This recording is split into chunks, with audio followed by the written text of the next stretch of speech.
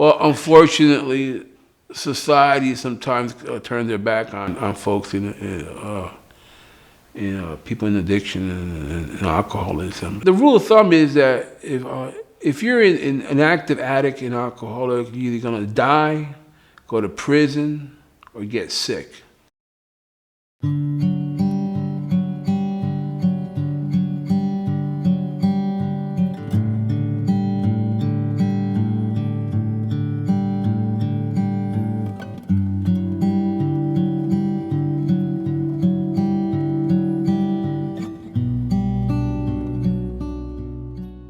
I think addiction is, and drug abuse, substance abuse, any sort of addiction is really a defining problem of our generation.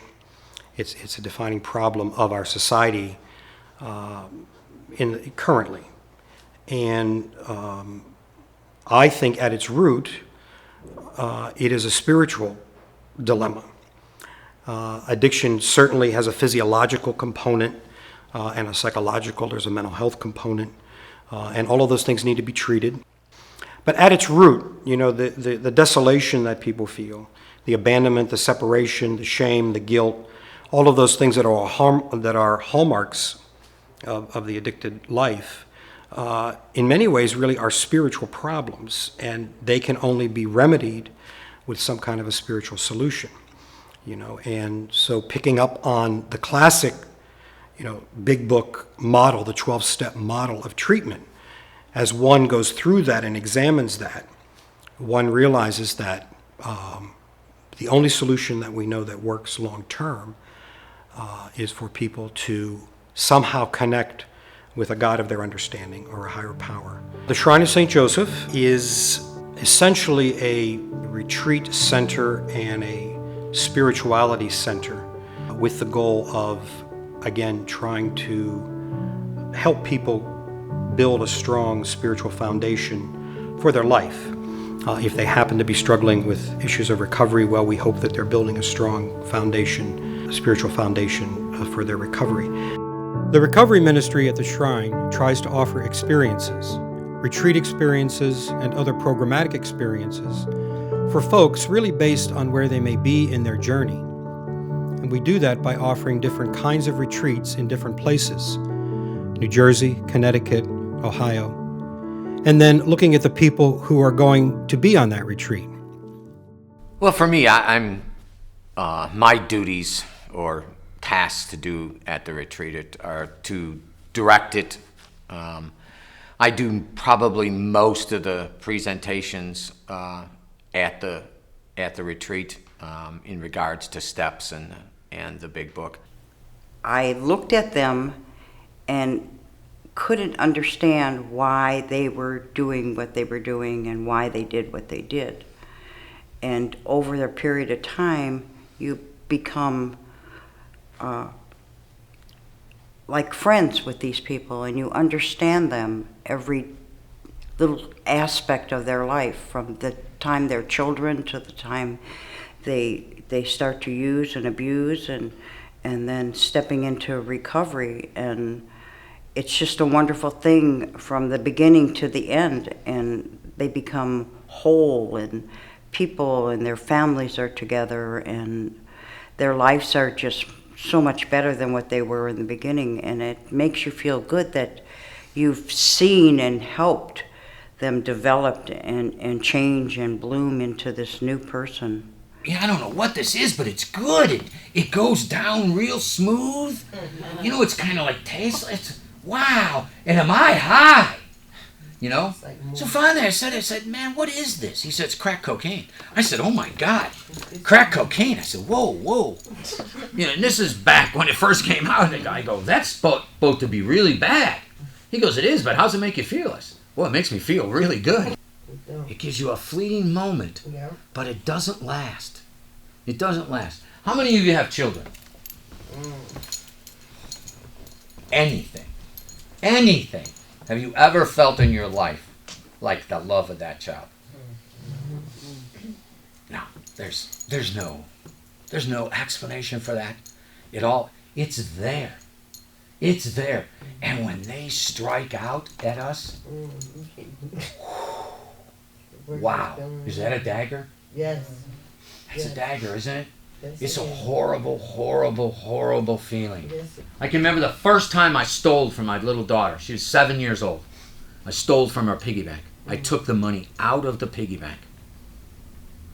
And when she asked me what happened, she says, Daddy, somebody took the money out of my piggy bank. I said, see, that's what happens when you're not responsible for your stuff.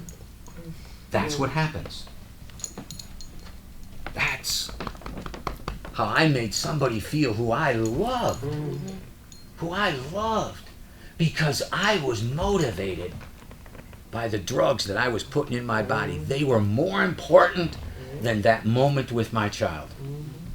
More important with that moment of my child. And do you know what that child told me when she was 13 years old and I was getting clean and sober? I said to her, honey, I hope you're not mad at me. You know what she said? She said, Daddy, I've never been mad at you. I thought, oh God, thank God. She says, what I could never figure out is what I ever did to deserve for you to treat me like you did. Whole different perspective now, huh? Is that a whole different perspective on your life? Is that part of your life? Is that what you've done to some people in your life that you care about and love? You know? And we don't know how to keep these things that actually do make us feel good close to us because we've been selfishly pursuing something that gives us a feeling that's fleeting. It's fleeting. For 26 years, I've been doing this every day. Every day. I look at my life every day. Every day I look at what happened and I didn't do. And if I owe an apology or I need to do something different, I ask God what corrective measures I can take tomorrow not to keep repeating that same thing. And that's why I've never drank or drugged since. And that's why my life got better. If that's what you want, this is what you got to do. I don't know any other way. I stole the peace of mind of my family, and I eventually got into trouble. And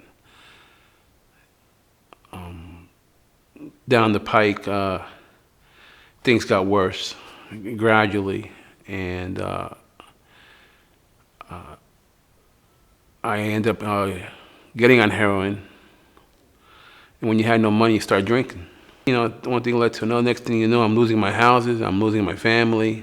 Maybe it was divine providence, I don't know. I met this community, and in there with Ron and Dolly, and Dolly's a sweetheart, and Ron is the epitome of a person should be in recovery. He's always giving for someone else, and for that, I'm very grateful that I met him. What I really heard in the beginning, I heard that my life will be so much better if I'm being of maximum service to God and my fellow man.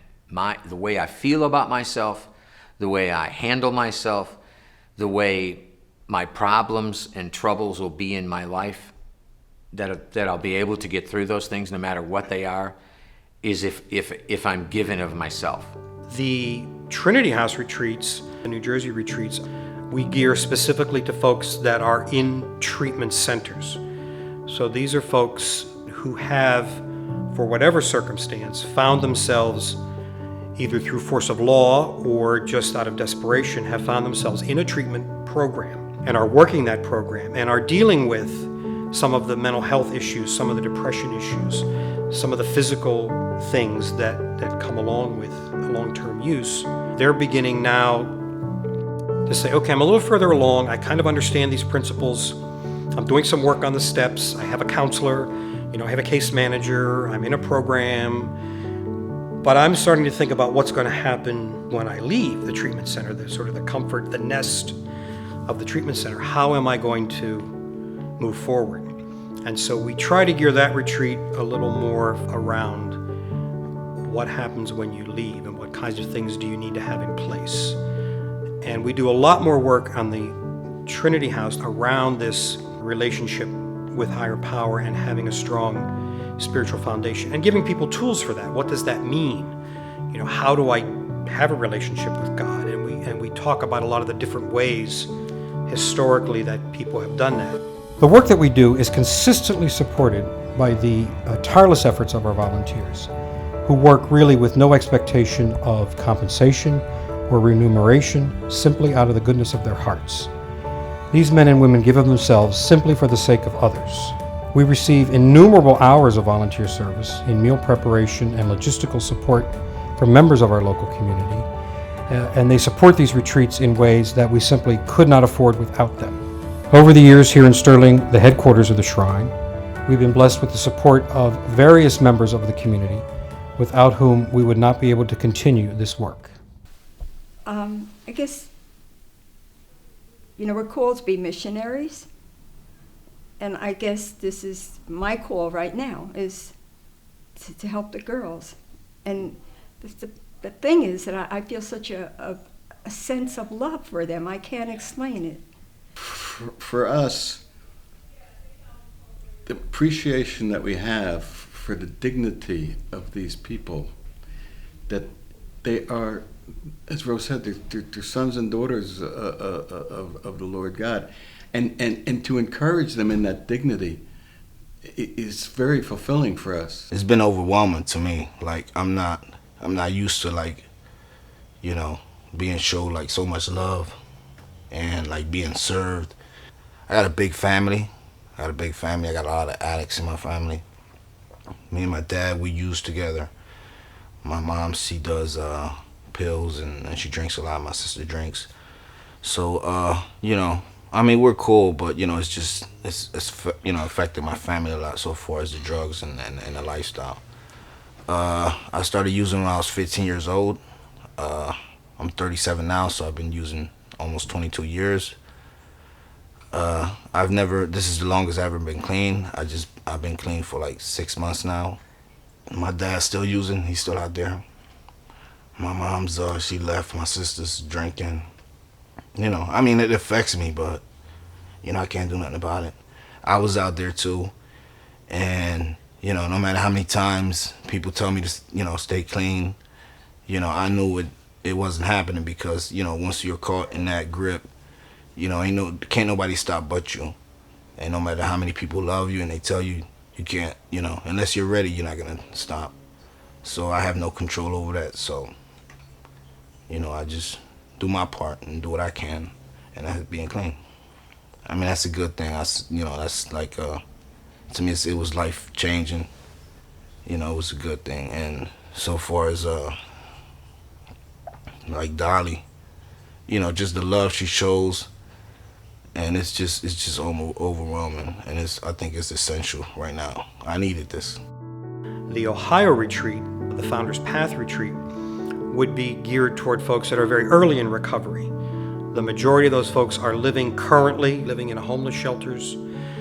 They're just beginning to taste or experience, in a serious way, how to work a recovery program, how to do that, how to get a sponsor, how to work the steps, the importance of identifying your higher power and having a relationship with God.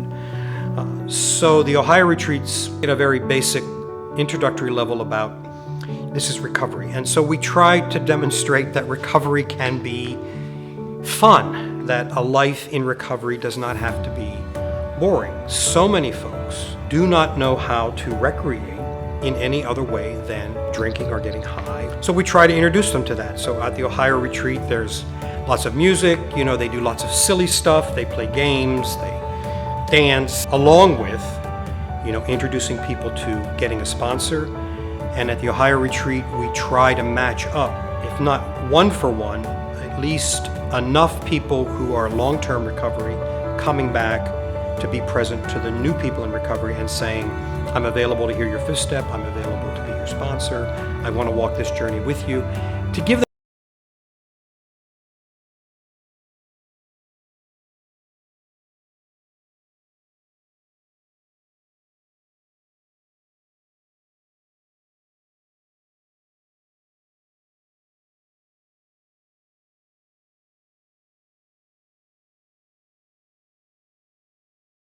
I had lost my daughter from this disease, drugs, since I was saved from dying and going to jail and everything else. I'm here basically to help young girls. My daughter was 22, and God's put a lot of 22-year-olds in my life, and I love it. Today, I have to have it because without a higher power, I will die. I will die drunk or drugged up or something. So I have to, on a daily basis, believe in my higher power. You know, just looking around, I looked around and I was looking at all the faces and the smiles and the happiness, you know. These are the same people that were used in society, that were deadbeats. These are the same people that were almost dead. And look at us now, we're miracles, you know. It's beautiful.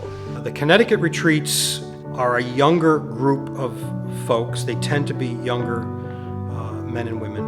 And for them, you know, it's such an opportunity before they get to the point where so many of our folks are on the other retreats that they're already caught up in the legal system, you know, or they're already caught up with serious health issues, you know, that are a result of addiction. So it's a chance to really get people at an early stage and say, you don't have to walk this hard road. You're getting this message early. And again, it tends to be a lot more interactive, not so much just sitting and giving people information, but sort of eliciting concerns and information from the group. Because as younger folk, they tend to be much more dependent on each other in terms of where they find their base of support. It's important for me to have a relationship with God because when I tend to micromanage my own life, I end up homeless and doing drugs. And, you know, I feel like a relationship with God gives me something outside of myself where I didn't create this world. I don't run the show. You know, I'm just basically a byproduct of something greater than me. And it's important for me to treat my recovery as a gift. You know, without God, I definitely wouldn't be sober, you know, without following certain suggestions and principles as it's laid out in many different programs, has given me an opportunity to experience freedom, love, a sober life, I mean, family, friends. I mean, really without God, I've personally never seen it work, and I've been working in the recovery field for almost 5 years.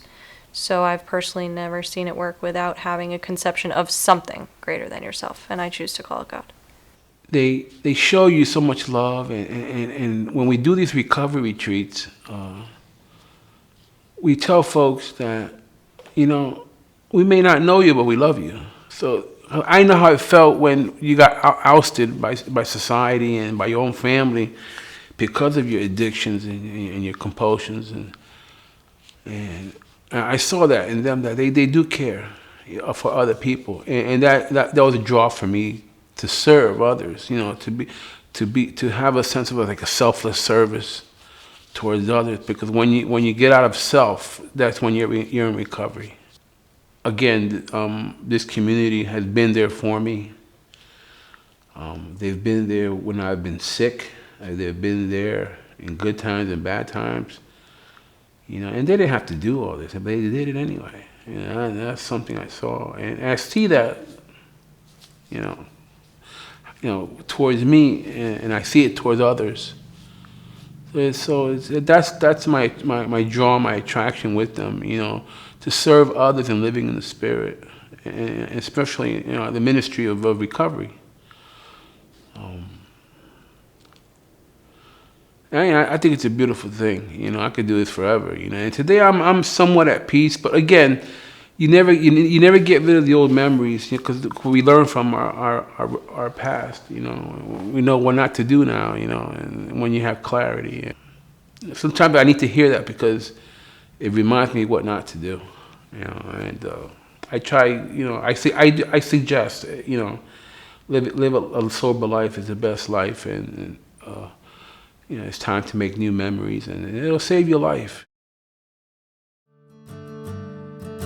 My recovery today is always uppermost in my mind and most important in my mind.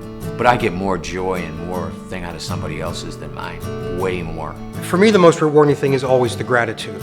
Whether deserved or undeserved, the gratitude that people express to me and to our team and the various projects and different programs that I've been associated with. People come back And it was a life-changing moment for them. That's enough to keep me going. It's just this overwhelming sense of gratitude that people have. So that to me is that's why I wake up every day. That's what gives me the energy, keeps me motivated. I know that somehow God is using us, to help people heal. And what else is there?